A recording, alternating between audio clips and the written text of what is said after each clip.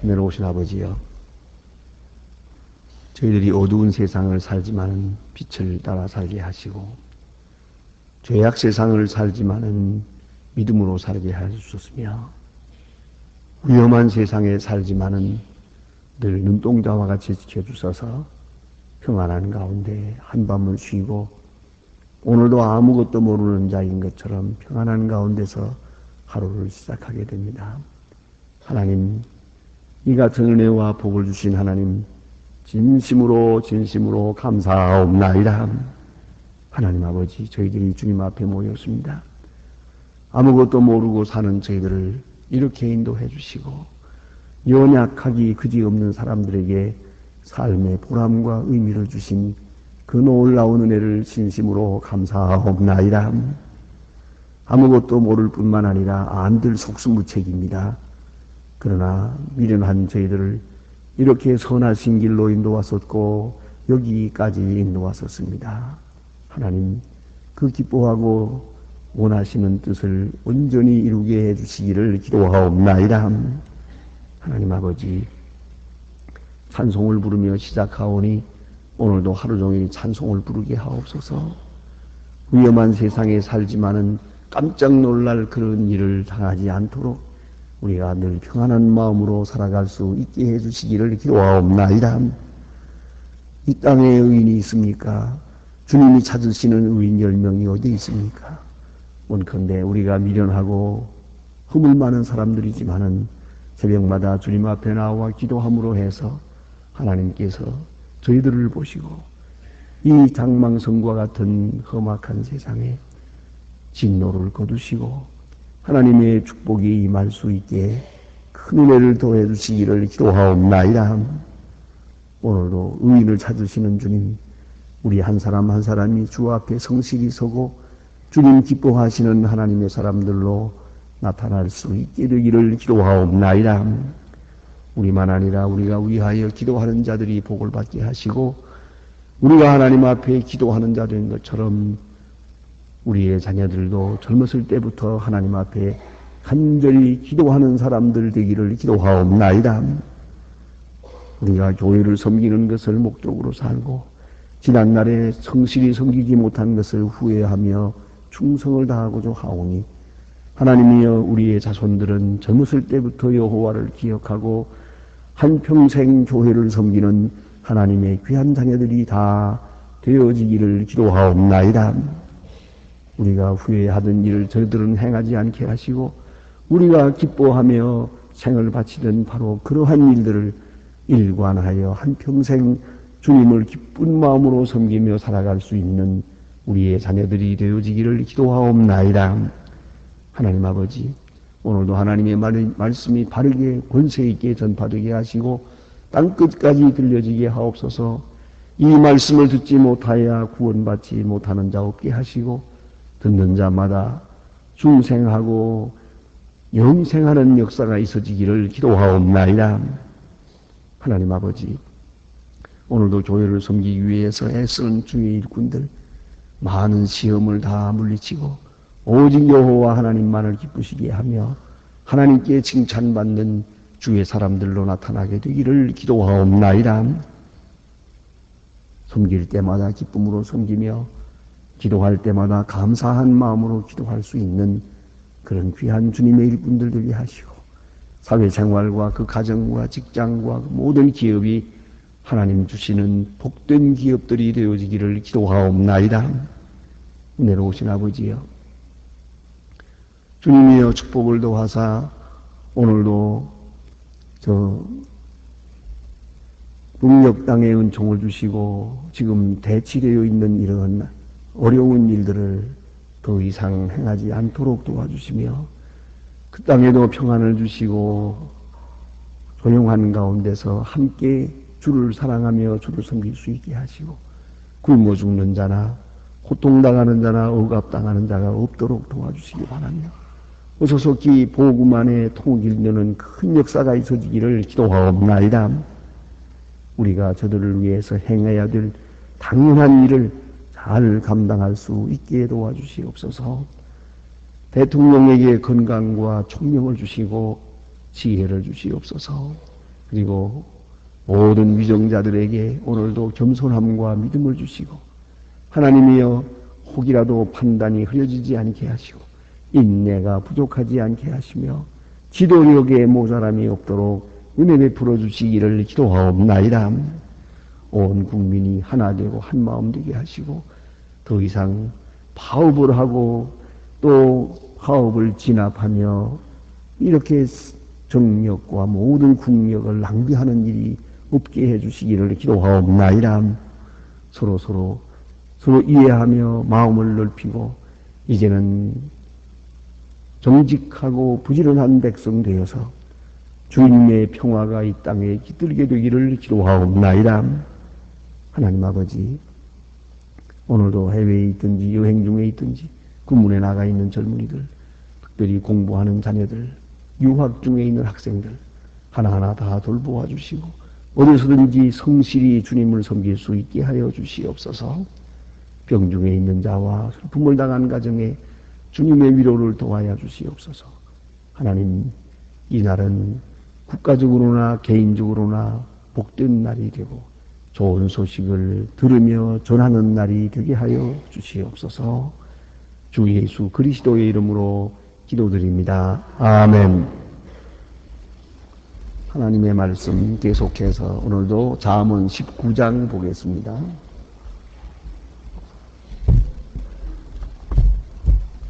잠언 19장입니다. 오늘은 12절로부터 17절까지 보겠습니다.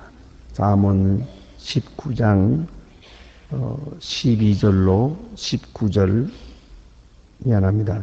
12절로 17절, 12절로 17절 봉독하겠습니다. 다 같이 한 목소리로 읽겠습니다. 왕의 노함은 사자의 부름 같고 그 은택은 불에 있을 같으니라. 미련한 아들은 그 아비의 재앙이, 다투는 아내는 이어 떨어지는 물방울이니라. 집과 재물은 조상에게서 송살되고 슬기로운 아내는 여호와로 말미암느니라. 게으름이 사람으로 깊게 잠들게 하는 혜택의 사람은 줄일 것이니 계명을 지키는 자는 자기의 영혼을 지키거니와 그 행실을 삼가지 아니하는 자는 죽으리라. 가난한 자를 불쌍히 여기는 것은 여호와께 구이는 것이니 그 선행을 갚아주시리라. 아멘. 오늘 솔로몬의 잠언입니다. 구절구절이 우리에게 가르쳐주시는 귀한 교훈이요, 또 그대로 우리 생활 속에 실천해야 될 말씀이고, 이것은 짧게 잠언으로 되어지기 때문에 설명 없이 말씀드리고 있습니다. 깊이 생각해서 이것을 해석하고 또 생활 속에 구체화하는 지혜가 또한 따라야 할 것인 줄 압니다. 왕의 노함은 사자의 부르짖음 같다 하는 말은 백성에게 주는 교훈이기도 하지만은 동시에 왕에게 주는 교훈입니다. 이 권력을 가진 사람 언제나 조심해야 합니다. 가정에서도 그런 일이 있지 않습니까? 어른들이 아이들에게 이 말 한마디 조심해야 합니다. 하찮은 말이지만은 이렇게 큰 소리를 치면은 그것은 자녀들의 마음속에는 크게 상처가 오는 것입니다. 그래서 우리가 왕이라고 할 때 가정에서는 가장이 왕이기도 하고 학교엔 선생이 왕이기도 하고 그렇습니다만은 이 정치적인 것만 아니라 모든 면에서 권세를 가진 위에 있는 사람은 언제나 표정 관리를 조심해야 합니다. 저는 하찮게 아무 생각 없이 한마디 한 것이라도 듣는 사람, 더구나 밑에 있는 사람, 어린아이들에게는 엄청난 상처가 되는 것이옵시다. 그래서 이렇게 표현하고 있습니다. 왕의 노함은 사자의 부르짖음 같고, 그런 거로 왕이 함부로 노해서 되겠습니까? 함부로 부르짖어서 되겠습니까? 또 동시에 그의 은택은 풀 위에 있을 같으니라. 자, 왕의 그 은택이라는 것, 왕이 자비를 베풀게 되면, 왕의 마음을 평안하게 가지게 되면 아랫사람 모두가 다 평안한 이슬같이, 이 얼마나 중요합니까? 때때로 우리는 그런 걱정을 할 때가 있습니다. 저는 혹이 이렇게 정치가들이 일하는 걸 볼 때, 늘 신문에 나는 걸 보면서 이 총명이 흐려지지 않나 하는 그런 걱정을 할 때가 있어요. 위에 있는 분들이, 정치하시는 분들이 마음이 평안해야 됩니다. 그리고 거기서 좋은 이야기들이 전해져야 됩니다. 그렇지 않습니까? 그 가정에서, 그 주변에서 좋은 덕스러운 덕담들이 이렇게 흘러나오게 될 때 우리 모두는 다 기쁜 마음으로 일하게 됩니다. 그러나 예를 들어서 대통령의 가정에 불화가 있다. 거기에 문제가 있다.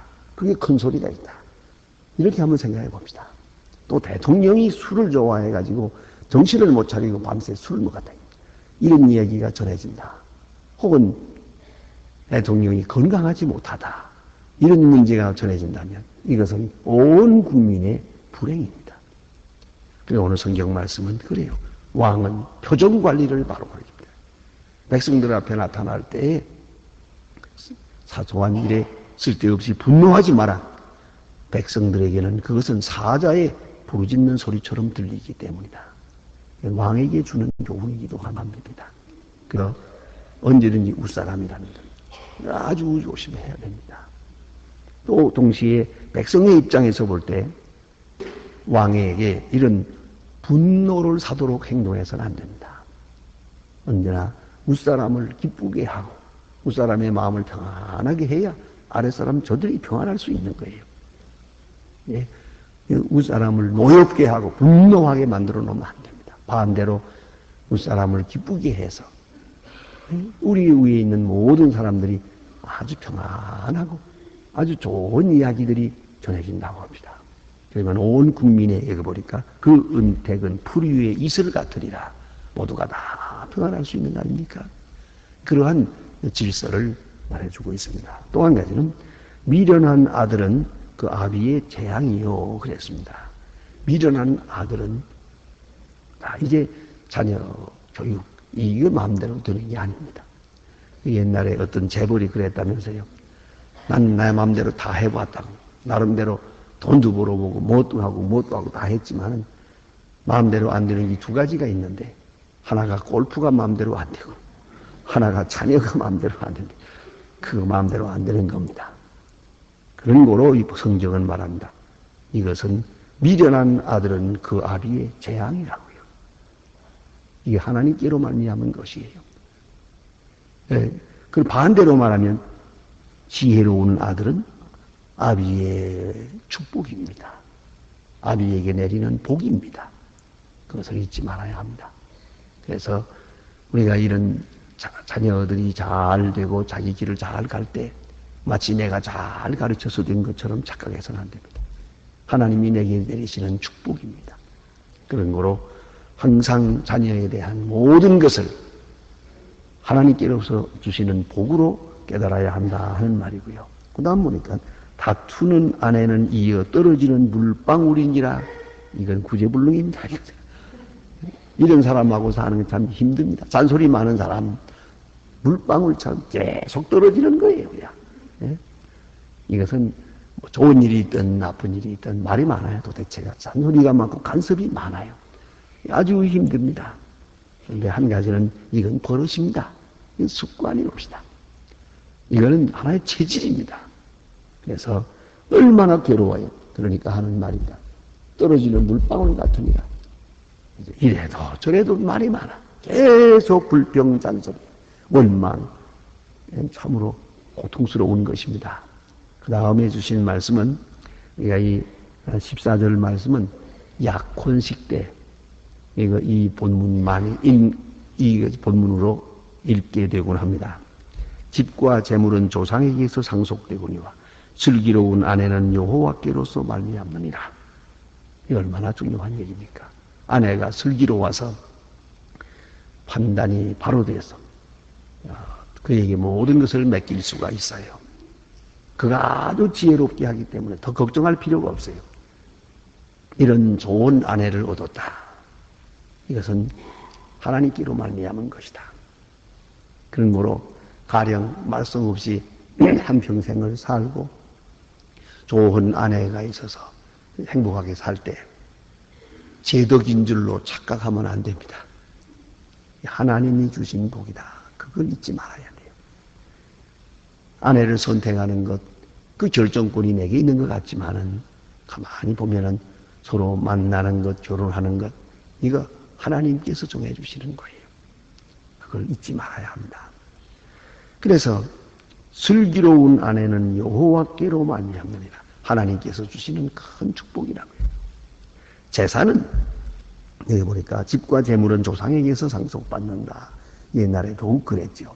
또 땅을 상속받아야 농사를 할 수가 있거든. 그래서 이 모든 것은 부모로부터 물려받지만은 슬기로운 아내는 하나님이 내리시는 가장 큰 특별한 복이라는 겁니다. 그런 거로 오늘 우리가 함께하는 좋은 가정, 하나님이 주신 복인 줄로 알아야 합니다. 하나님의 축복 가운데만 이 일이 될 수가 있습니다. 그러니까 나는 물론이지만 내 자녀들이 결혼하는 것, 하나님의 복입니다. 그건 우리 기도 제목입니다. 그걸 잊지 말아야 합니다. 그래서 아주 어렸을 때부터, 오래전부터 우리는 자녀들에게 하나님의 좋은 배우자들을 주어서 만나게 하고 사랑하게 하고 결혼하게 하고 이런 일이 이루어지기 위해서 기도해야 됩니다. 왜요? 축복이니까요. 내 마음대로 선택하고 결정한다는 걸로 착각해서는 안 됩니다. 심지어 내가 남편을 가르치고 길들이고 내 아내를 가르치고 어림도 없는 얘기입니다. 이것은 하나님이 우리에게 주시는 가장 큰 복이라는 걸 알아야 합니다. 슬기로운 아내는 여호와께로서 말미암는 축복이다 하는 말씀입니다. 또 게으름이 사람으로 깊이 잠들게 하나니 해태한 사람은 줄일 것이니라. 이 게으름에 대한 얘기 오늘도 있고 내일도 또 계속됩니다만은 게으른 자는 잠이 많아요. 도대체가 앉으면 졸고 누우면 자고 계속 자요. 그런데 그 이상한 게 있습니다. 여러분 다 아시잖아요. 한평생 그렇게 많이 자면서 사는 사람이 건강하면 또 적게 자면서 사는 사람도 있어요. 많이 자야 건강한 것도 아니고요. 짧게 잤다고 해서 건강치 못한 게 아니에요. 저는 제가 아는 분들 가운데 보니까 한평생 4시간 자는 사람이 있어요. 그래도 나이 90세까지 건강하게 잘 살고요. 예? 그러니까 잠을 많이 자야 된다고 생각하는 거, 그거 좋은 게 아니고요. 제가 며칠 전에도 어떤 책을 하나 보니까 그분은 한평생 4시간 반을 잔다고 썼더라고요.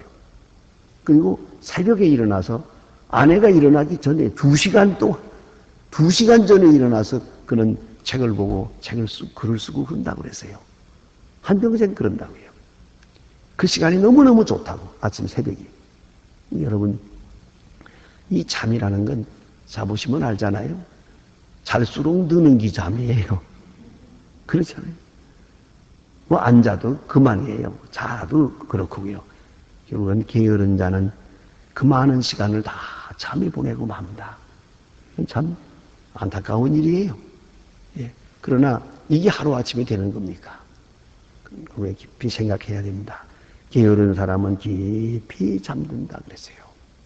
그래서 헤어나지를 못합니다. 또 가난한 자를 불쌍히 여기는 것은 여호와께 꾸이는 것이니 그 선행을 갚아주시리라. 이건 중요한 요절입니다. 가난한 자에게 주는 것. 이건 중요한 얘기입니다. 우리는 때때로 부자에게 주려고 해요. 내 구제를 필요한 사람은 가난한 사람입니다. 그런데 가난한 사람을 안 주고 부자를 줘요. 왜요? 부자에게 주면 돌아오는 게 있거든요. 가난한 자에게 주는 것은 돌아오는 것이 없습니다. 누가복음에 보면 예수님께서 아주 이 문제에 대해서 강하게 또 너무나도 세밀하게 말씀하세요. 내가 남을 초대할 때, 사람을 잔치에 초대할 때, 집에 음식을 차려놓고 초대할 때도 아주 가난하고 어려운 사람을 초대하라. 지금으로 말하면 거지잔치 하라는 거죠. 그리고 대신 갚을 수 없는 사람을 초대하라 그랬어요. 대신 갚을 수 없는 사람은 중요한 말이에요. 심지어는 고맙다는 인사도 제대로 못할 사람, 그 사람들을 도우라는 거예요. 그러면 하나님께서 보상할 거다. 그러나 때때로 우리는 이와는 반대로 해요.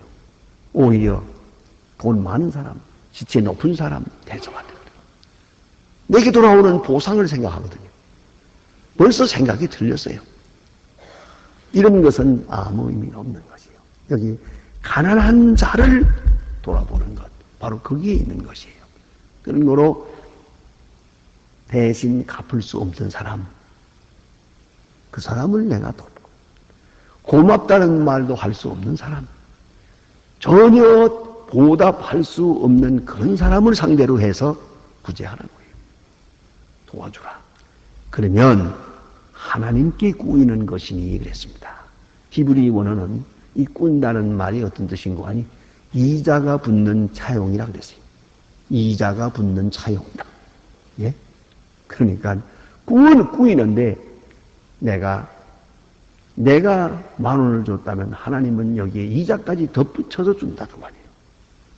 이 정도 나가다 보면 굉장히 그런 말씀도 있죠. 내 재물을 물 위에 뿌리라. 큰 내 곳으로 돌아오리라. 이 구제라는 것은 헛된 거 절대로 없습니다. 물 위에 뿌리는 것 같은 그런 것이라도 반드시 되돌아옵니다요.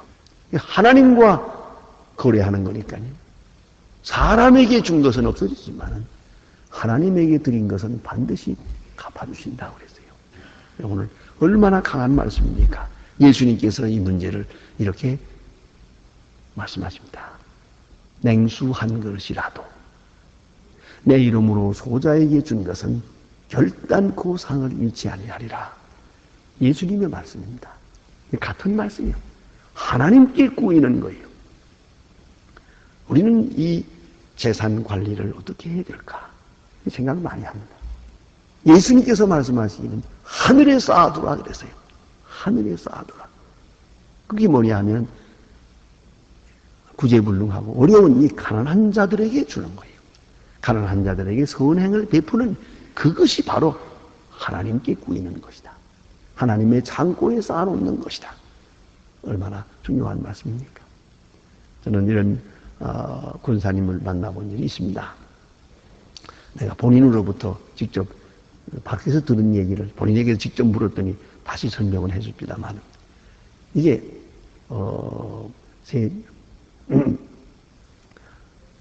아들이 세상을 떠나고 거기 손자가 있었는데 손자를 맡았어요. 근데 며느리가 또 세상을 떠난 거예요. 자, 이렇게 떠나게 되는데 며느리가 세상을 떠났는데 그 아이가 어리잖아요. 이걸 자기가 키워야겠는데 근데 본인이 또 죽게 됐어요. 그래서 하늘나라를 갔답니다. 가자마자 아니 이렇게 아들도 데려오고 며느리도 데려오고 그 손자 하나 있는데 그 내가 키워야겠는데 그 나까지 데려오면 어떡합니까? 거기 가서도 그런 기도가 되는지 모르겠어요. 그래서 그런 사정을 했대요. 이건 내가 키우고 와야지 그래서 되겠니까? 기도했답니다. 했더니 그렇겠다. 내 말이 맞겠다. 그래서 그러면 10년만 다시 가서 아이를 키우고 오라 그랬답니다. 그런데 정말로 세상에 와서 꼭 10년 만에 세상을 가게 되는데 아주 놀라운 것은 돌아가시기 전에 나 이제 간다고 그래서 다 온 집안 식구를 원근 각지에 있는 식구들 다 불러들였어요. 그 불러들여서 거기에 이제 돌아가신다고 그래서 간다고 그래서 저도 그때 군대에 있을 때예요. 군인에 머물러 있을 때 그 소문을 듣고 따라가 봤잖아요. 따라갔더니 돌아가신다는 할머니가 앉아 계시더라고요.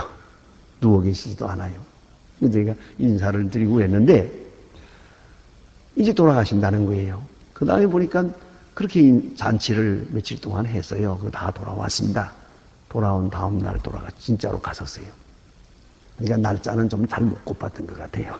어쨌든 10년 만에 갔어요. 돌아가셨는데 이 얘기는 그 얘기 하자는 게 아닙니다. 이런 어른인데 기왕 왔던 길에 내가 이제 다시 세상으로 나가겠는데 왔던 길에 너 앞으로 와서 살 곳을 좀 보고 가라 그러대요. 그래서 하늘나라를 구경하고 왔다는 게입니다. 믿거나 말거나. 그런데 이분이 전부 다 구경을 했는데 이상하게도 전부 다 집을 지어놨더래요. 집을 짓는데 어떤 집은 집을 짓다 말았거든요. 석가래에 올리고 말았고 어떤 사람은 기초하면 말았고 어떤 건 집을 이렇게 지었더랍니다. 그리고 어떤 건 잘 지었고요. 보니까 자기 집이 좋더랍니다. 내가 앞으로 여기 살 거다 그러더랍니다. 그래서 저거 집이 지타 말한 거, 저건 왜 저렇게 지타 말았습니까? 그랬더니 땅에서 올라와야 될 건축 자재가 다 못 올라와서 그렇다. 그러더랍니다. 이건 어디까지나 환상적인 얘기입니다. 그러나 많은 것을 시사해 주고 있어요. 그분은 그렇게 꼭 믿고 있어요. 그래 그 소문을 듣고 제가 본인한테 물어봤죠. 그 본인 말씀하시더라고요. 본인에게 들은 얘기입니다. 그러니까 여러분 생각해 봐야 돼요. 마지막 세상은 떠난다 합시다. 오늘이라도 떠나면은요, 내가 많이 번 거 아무 소용없고요. 많이 가지고 있는 건 그건 억울하고 분해요. 먹지도 못하고 쓰지도 못하고 그냥 가니까 말이죠. 안 그렇습니까? 결국은 남는 건 뭐냐면 하나님 앞에 바친 거와 구제한 것밖에 없어요. 그것만 내 소유입니다. 그게 내 거예요. 한나라에서는 그것만이 내 거예요. 스위스 은행에 가지고 있는 것도 내 거가 아닙니다. 그걸 알아야 돼요. 재산이라는 건 쓴 것만 내 거예요. 썼잖아요, 벌써. 게다가 하늘나라에 저축해 놓은 건 그건 틀림없는 거예요. 그러니까 여러분 기회 있는 대로 선한 일 많이 해야 됩니다. 저는 여러분들이 그렇게 봉사하는 걸 고맙게 생각합니다. 늘 이름 없이 그저 형무소에도 가고 혹은 장기 오랫동안 있는 폐결의 환자들 있는 병원에도 가고 이런 병원에 다니면서 수고하고 고아원에도 가고 양로원에도 열심히 다니면서 봉사하는 것을 저는 참 기쁘게 생각합니다. 그분들이 내게 늘 그래요. 그 원장님들이 소망교회 교인들은 달라요. 그래요. 뭐 다르냐니까 약속 시간을 잘 지켜요. 몇 시에 온다 하면 꼭 몇 시에 오고 그 다음에 특별히 사진을 찍지 않아요. 그게 너무 고맙다 그래요. 사진 안 찍고 절대 기록을 남기지 않고 어떤 분은 이름을 내라고 해도 이름도 안 돼요. 소망교회의 권사 그것만 알면 됩니다. 그 이상은 묻지 마세요. 이름도 되지 않고 그렇게 좋은 일들을 한다 그래요. 참 아름다운 일입니다. 그거 좋은 일하고 사실은 목사로부터 칭찬받아도 무효입니다. 그거는 무효. 아무로부터도 칭찬받지 않는 그런 거. 아무도 모르게. 그런 수고가 꼭 필요해요. 예? 그건 하늘나라에 쌓이는 거예요. 여러분 혹 자식들을 위해서 걱정합니까? 저들 어떻게 살겠나? 좀 많이 모아뒀다가 줘야지. 쓸데없는 걱정하지 마세요. 바로 그것이 자식을 망칩니다. 만일에 자식에게 주고 싶거든, 구제하세요. 하늘나라에 쌓아두세요. 그 자식은 어디 가서든지 절대로 굶어 죽지 않을 겁니다. 이걸 잊지 말아야 돼. 이게 신앙적 유산이에요. 내가 돈을 직접 주려고 할 것도 없어요. 어디서든지 선한 일, 장학금도 주고 수고해보세요. 그러면 여러분의 자녀들이 어디 가서 또 장학금 받고 공부할 거예요. 이걸 아셔야 됩니다. 그래서 오늘 성경 말씀은 이렇게 구체적으로 말합니다. 가난한 자를 불쌍히 여기는 것은 여호와께 꾸이는 것이니 그 선행을 갚아주시리라. 어떤 일로든지 갚아줘요. 어느 때라도 갚아줘요. 내가 서두를 것도 없습니다. 근데 우리는 너무 조급해서 그저 오늘 선한 일하고 내일 당장 그저 보답을 받길 바라요. 그렇게 초조할 것도 없습니다. 내가 가지고 있는 수표는 부동하지만 하나님 앞에 선한 일 한 것은 절대로 부동하지 않습니다.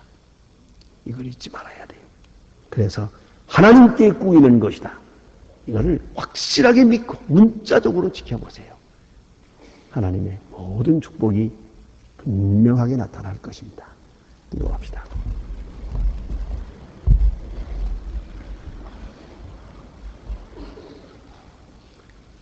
하늘에 계신 우리 아버지시여 이름이 거룩히 여김을 받으시오며 나라의 마옵시며 뜻이 하늘에서 이룬 것 같이 땅에서도 이루어지 오늘날 우리에게 일용할 양식을 주옵시고 우리가 우리에게 죄진 자를 사하여 준 것 같이 우리 죄를 사하여 주옵시고 우리를 시험에 들게 하지 마옵소서. 다만 악에서 구하옵소서. 내 나라와 권세와 영광의 아버지께 영원히 있사옵나이다. 아멘. 자유로이 기도하시다가 돌아가시겠습니다.